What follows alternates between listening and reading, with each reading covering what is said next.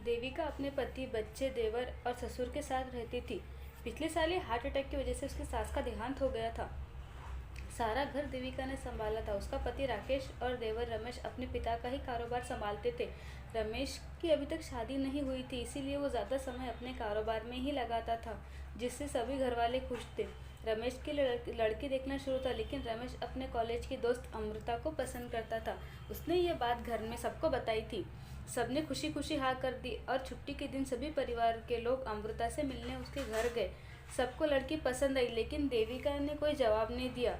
वो सब घर लौटे। राकेश ने देविका से पूछा, क्या हुआ? कोई जवाब नहीं दिया तुमने? कैसी लगी तुम्हें अमृता?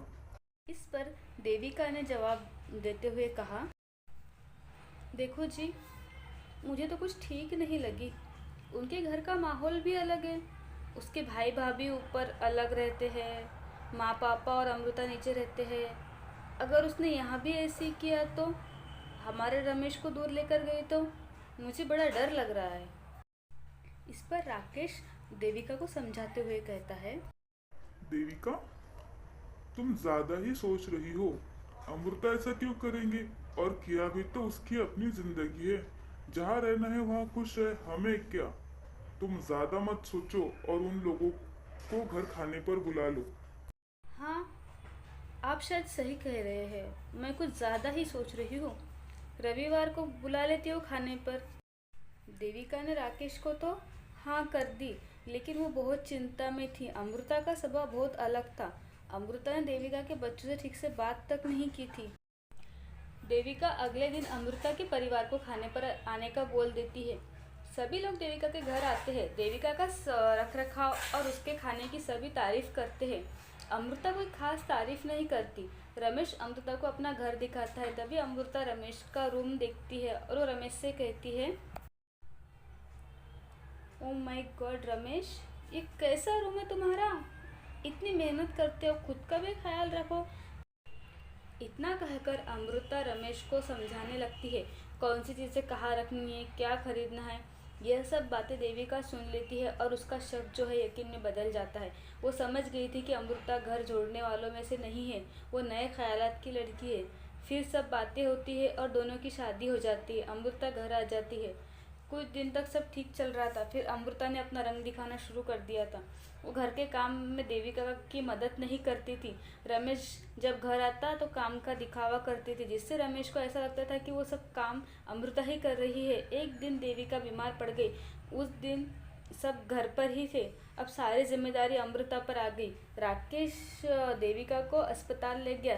तभी अमृता ने रमेश को भड़काना शुरू कर दिया। ये सारे ना काम से बचने के बहाने हैं, कोई बीमारी नहीं है। सोचा देवरानी आ गई है तो कुछ टाइम आराम कर लूंगी। बेवकूफ़ समझा है क्या मुझे? बात बीच से ही काटते हुए रमेश उससे कहता है, तुम्हारी हिम्मत कैसे हुई भाभी के बारे में इस तरह की बातें करने की? सालों से इस घर को संभाला है उन्होंने। बेहतर होगा तुम उनका ध्यान रखो। सचमुच बीमार है वो। रमेश की बातें सुनकर अमृता का गुस्सा और बढ़ जाता है। कैसे सबको अपनी मुट्ठी में कर रखा हुआ है ना भाभी, लेकिन तुम्हें रमेश की नज़रों से नहीं गिरा है तो मेरा नाम भी अमृता नहीं। अमृता हर वक्त इसी मौके के तलाश में रहती थी, क्योंकि वो सब लोगों के साथ नहीं रहना चाहती थी। लेकिन रमेश अपने परिवार से बहुत प्यार करता था। वो किसी भी कीमत पर परिवार को छोड़कर नहीं जाना चाहता था।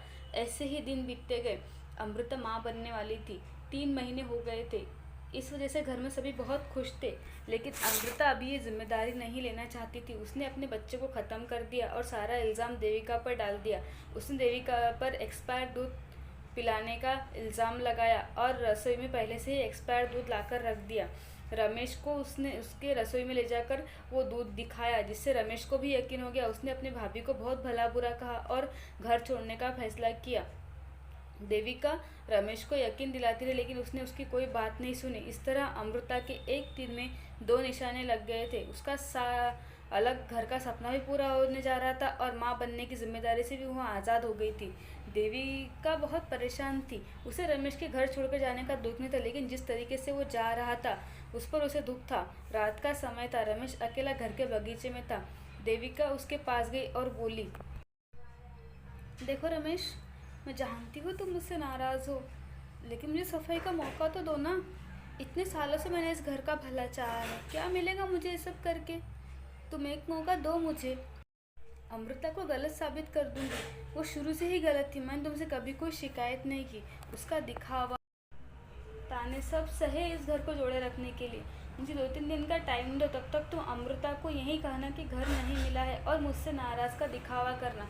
मैं अपने आप को इतने बड़े बोझ से निकालना चाहती हूँ रमेश।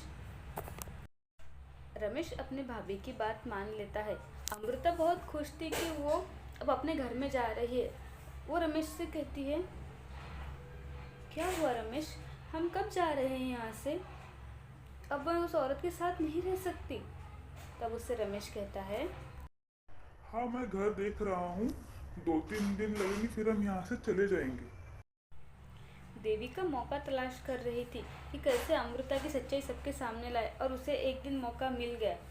अमृता की माँ उससे मिलने आती है और दोनों अमृता के रूम में बैठकर बातें करते। तभी अमृता की माँ कहती है, वाह बेटा, तुमने रमेश को कैसे राजी कर लिया?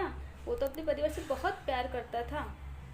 तब अमृता शुरू से सारी बात अपनी माँ को सब सच सच बताती है और ये बातें देविका अपने मोबाइल में रिकॉर्ड कर लेती है। अब देविका के पास सबूत आ गया था। वो राकेश और रमेश दोनों को घर बुलाती है और सबके सामने रमेश को वो वीडियो दिखाती है। अमृता बहुत घबरा जाती है। रमेश अपने घर वालों के सामने बहुत शर्मिंदा हो जाता है। वो अपनी भाभी से माफ़ी मांगता है। तब राकेश रमेश से कहता है, रमेश, इस घर का बड़ा होने के नाते मैं फैसला करता हूँ कि तुम अमृता को लेकर अलग रहो। अमृता एक बार बता दिया होता तुमने, ये सब नहीं करना पड़ता ना तुम्हें। रमेश को अमृता पर बहुत गुस्सा आ रहा था। उसने अमृता को छोड़ने का फैसला कर लिया। अमृता रमेश से बहुत बार माफ़ी मांगती है। तब रमेश कहता है, कातिल हो तुम अमृता, तुमने मेरे बच्चे को मारा है। मेरी माँ समान भाभी पर इल्जाम लगा, चली जाओ यहाँ से, मैं तुम्हारी शक्ल तक देखना नहीं चाहता। अमृता वहाँ से चली जाती है। तब देविका रमेश को समझाती है कि वो अमृता को एक मौका दे, उसे माफ़ कर दे। अपनी भाभी के कहने पर अमृता को माफ़ कर देता है और सब साथ रहने लगते हैं। अमृता को परिवार के साथ का महत्व समझ आता है और वो सबके साथ बहुत अच्छे से रहती है। दोस्तों, परिवार का साथ होना बहुत बड़ी दौलत है। जब सब साथ छोड़ देते हैं, वहाँ अपने ही काम आते हैं। इसीलिए अपने परिवार के साथ मिलजुल कर रहे और अपने परिवार की कदर कीजिए। तो दोस्तों, कैसी लगी आपको ये कहानी? अगर मेरी कहानी आपको अच्छी लगे तो प्लीज़ मेरे चैनल को लाइक, शेयर और सब्सक्राइब ज़रूर कर दीजिएगा और बेल आइकन को प्रेस करना ना भूलिए, जिससे मेरे आने वाली वीडियो का नोटिफिकेशन आपको मिल सके। Thank you for watching.